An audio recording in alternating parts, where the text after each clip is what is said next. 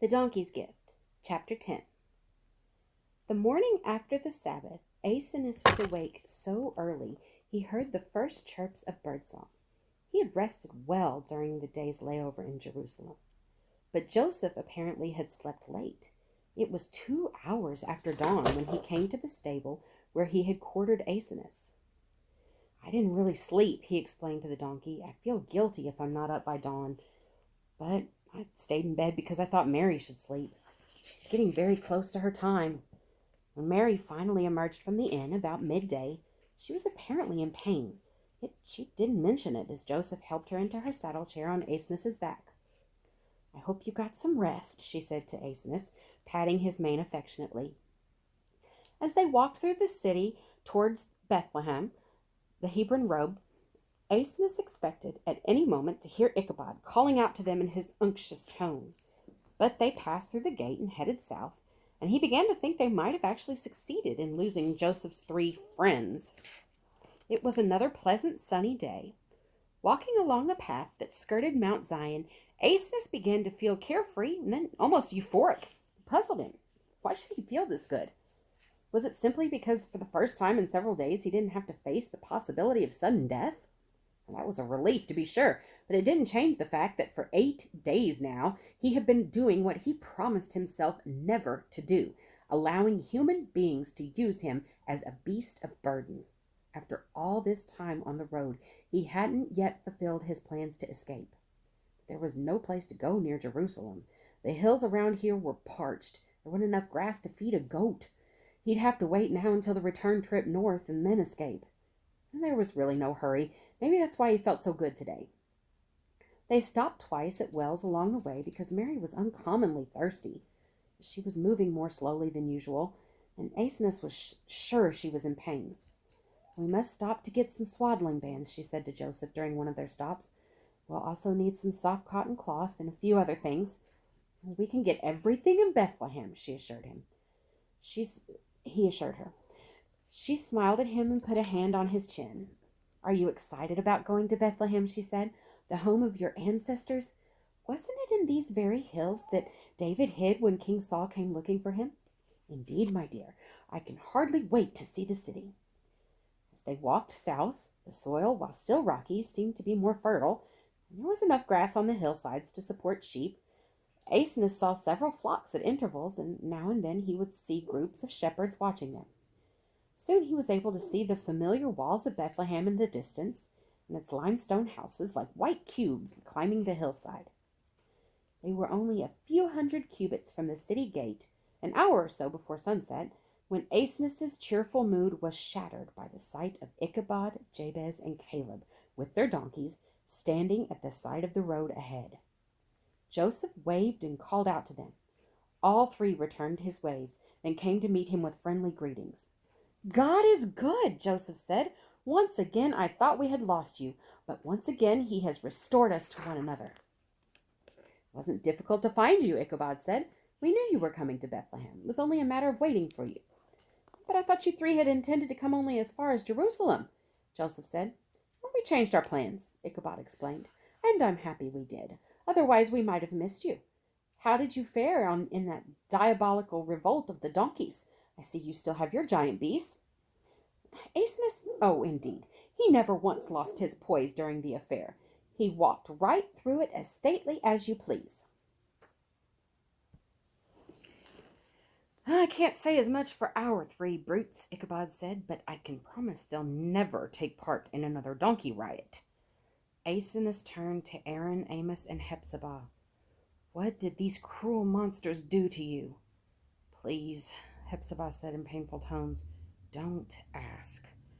"One reason we came looking for you," Ichabod explained to Joseph, "is that we have a place for you to stay. A quaint little inn surrounded by terebinth trees, and not the least bit expensive. We'll take you to it directly. Your wife is tired, I'm sure." "So it's terebinth trees this time," Aeneas thought. Mary said to Joseph, "Don't you think we ought to find a place ourselves? We don't want to impose on these gentlemen." "It's no imposition," Ichabod assured her. "We're staying there ourselves, and I've already told our host you'd be coming." "It might seem impolite," Joseph said to Mary, "if we were to reject such a friendly gesture." Ichabod reached for Asenath's headstall and said, "Here, I'll lead your donkey." "That's not necessary," Joseph said. "Just show us the way." As they walked through Bethlehem's gate, Joseph said to Mary, "I'm glad we're here at last. You look tired, my dear. If only I lived in the city of my ancestors like most people, you wouldn't have had to travel like this just so I could pay my taxes. But then, on the other hand, if I lived here in Bethlehem, I might never have met you." "Before we go any place," Mary said, "don't you think we'd better get the things I'll be needing?" "I haven't forgotten," Joseph said to her. And to Ichabod, "We'll have to stop first at the marketplace, and it may take a while. Why don't you just tell us the way to the inn, and we'll meet you there?" "Nothing of the kind," Ichabod insisted. "We'll take you to the marketplace and wait for you. We'll hear no argument." It was a sizable market street to which he led them, but almost deserted since the hour was late. Ichabod, Jabez, and Caleb tethered their donkeys outside a tool shop across the street from the wine shop, to which they repaired as soon as Joseph and Mary disappeared into a nearby cloth shop. Asenath, untethered as usual, waited with Amos, Aaron, and Hephzibah. "Tell me about this quaint little inn with terebinth trees," he said. "What is it actually?" Amos said, "It's an abandoned stable at the far end of town." "Where is it? On the road south?" "Yes. How did you know?" "I lived here when Phineas owned me.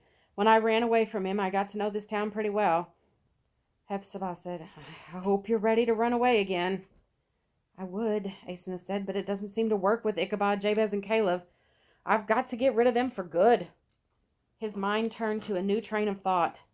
On a front table in the open shop before him was an impressive display of tools. Axes, saws, hatchets, knives, sickles, and hammers. He knew how expensive such tools were. He looked at Aaron, Amos, and Hephzibah. Each of them was carrying 2 bulky packs. "I've got an idea that might work," Asenath said. "And you 3 don't have to do anything but stand still. Will you let me try it?" "As long as they don't beat us again," Hephzibah said. "And don't worry, they won't blame you," Asenath said. "Just stand where you are." He peered into the shop and saw that the proprietor was busy with a customer at the rear. What he had in mind should be easy in one regard. Donkeys weren't expected to be thieves. Shopkeepers paid little attention to them. But it would be difficult in another regard. Donkeys never get practice at picking up tools. Lacking hands, he'd have to make do with his mouth. After another glance at the preoccupied shopkeeper, he clamped his teeth onto the nearest tool on the table, a long-handled axe. Satisfied that he had a firm hold, he picked it up and tucked it into the space between the 2 packs on Hephzibah's back. Then he took a saw, being careful not to cut his mouth on its jagged teeth, and tucked it in between the packs on Aaron's back. One by one, he picked up more tools, nestling them between the packs on all 3 donkeys, making sure the handles were visible. A few minutes later, the wine shop door opened, and the 3 men ambled into the street, looking tipsy. Jabez, glancing towards the cloth shop where Mary and Joseph had gone, said, "Where's that rich carpenter?" Caleb said, "He hadn't better spend too much of our money on swaddling clothes." Asenath prepared to put his tool plan into action, but it would work better, he decided, if he were to launch it the minute they took hold of their donkeys. Unfortunately, they were ignoring their donkeys. The men remained in the middle of the street, cursing Joseph as their impatience increased. "We should have been rid of these people and their infernal donkeys 6 days ago," Ichabod declared with a snarl. "This time we finish the job and no more delays, you hear?" Finally, Joseph and Mary emerged from the shop, laden with bundles, and walked down the semi-darkened street towards them. As Joseph approached, he said apologetically, "I'm sorry we've kept you waiting. Thank you for your offer to take us to your inn, but we've decided to decline. My wife's time is almost upon her, and she prefers an inn where we can be alone." Ichabod could no longer conceal his fury. "Who cares what she prefers?" he exclaimed. "She's only a woman. Are you not in charge of your own household?" Joseph drew himself up in amazement at this outburst. "I hope I heard you wrong, sir. Only a woman?" Ichabod, angry and in his cups, had lost his self-control. "She and that donkey have been leading you around by the nose ever since we began this journey, but no more. You're coming with us." As Ichabod moved towards him, Joseph stared in amazement, unable to believe the man was serious. "I'll grab her," Ichabod cried out to Jabez and Caleb. "You two grab him."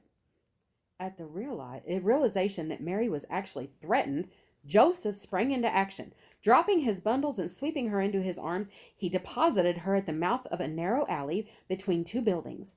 Then he turned, blocking the alley entrance to face the three men. "You may do your worst against me," he declared, "but you will not touch this woman." Though they were upon him in an instant, they soon found that they had their hands full. As the struggle began, he proved stronger than any single one of them, and he used the alley walls cleverly to prevent them from flanking him. Nevertheless, Ichabod soon got a hold of his legs, and the other two seemed about to overpower him when Aeneas came crashing into them, knocking them aside. Before these two could recover, he began stomping on Ichabod's back, quickly persuading him to let go of Joseph and scramble to safety. Cursing the donkey, who now stood beside Joseph in the alley, the three men regrouped and reassessed the situation. "Go around the block," Ichabod ordered Jabez, "and come up the alley behind the woman. With your dagger at her throat, he'll soon give up." Aeneas decided Ichabod was right. There was no way he and Joseph could protect Mary from Jabez's dagger. There was not a moment to spare. Aeneas thought of the tools he had stashed between the backpacks of Hephzibah, Amos, and Aaron.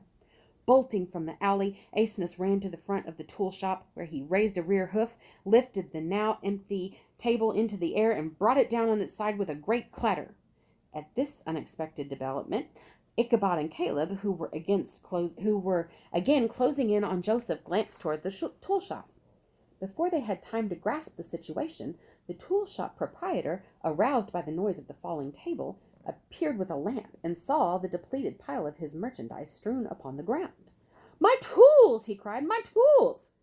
Looking up, he noticed the three donkeys with several tools sticking out between their packs. "Who owns these donkeys?" the shopkeeper demanded. Ichabod, suspecting nothing, said, "We do, sir. Those are our donkeys." "Guards!" the shopkeeper shouted. "Guards! Guards!" The whole street was suddenly in an uproar as several people, including 3 town guards, rushed to the scene. "There they are!" the shopkeeper screamed, pointing at Ichabod and Caleb. In moments, the shopkeeper had pulled back all the tools from between the packs and the donkeys' backs. "There's been a mistake," Ichabod protested when he realized he was being accused. "There sure has," one of the guards agreed, "and it was you that made it." Joseph, now that Ichabod and Caleb were no longer menacing him, brought Mary forth from the alley, holding her in his arms.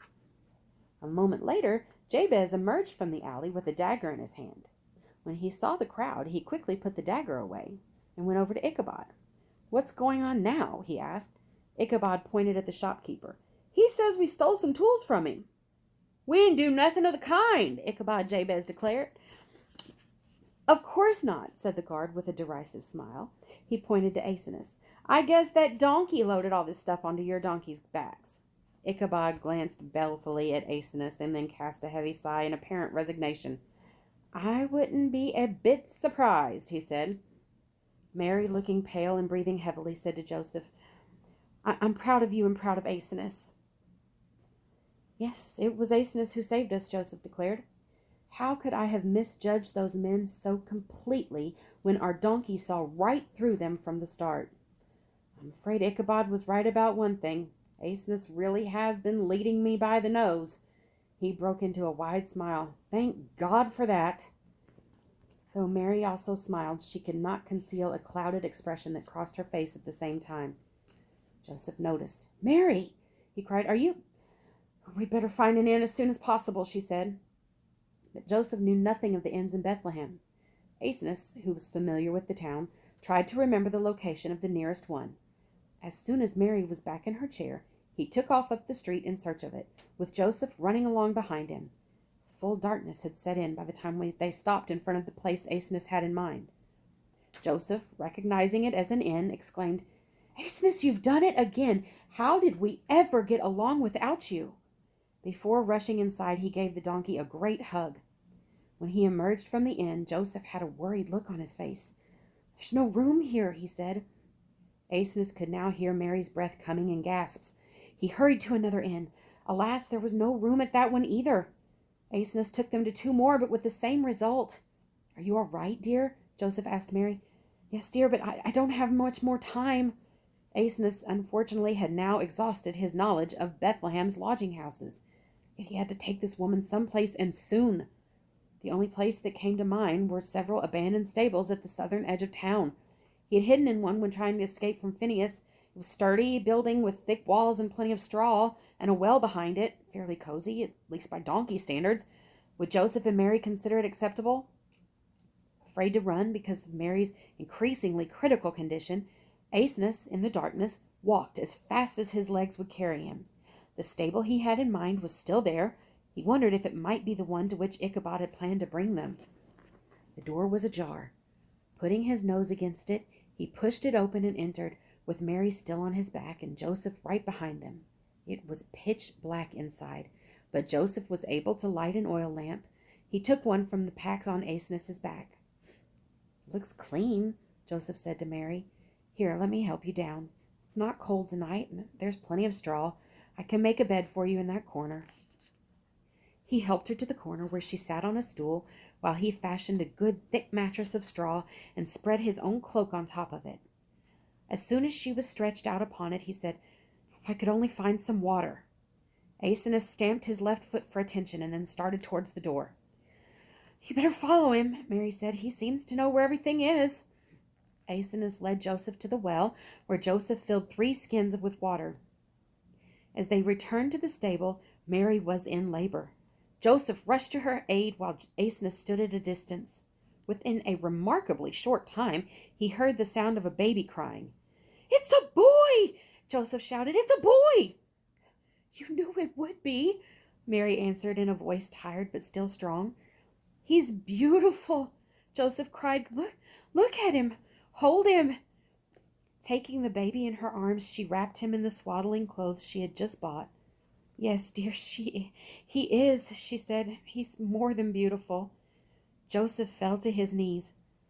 I feel so small, he said. I don't know what to say.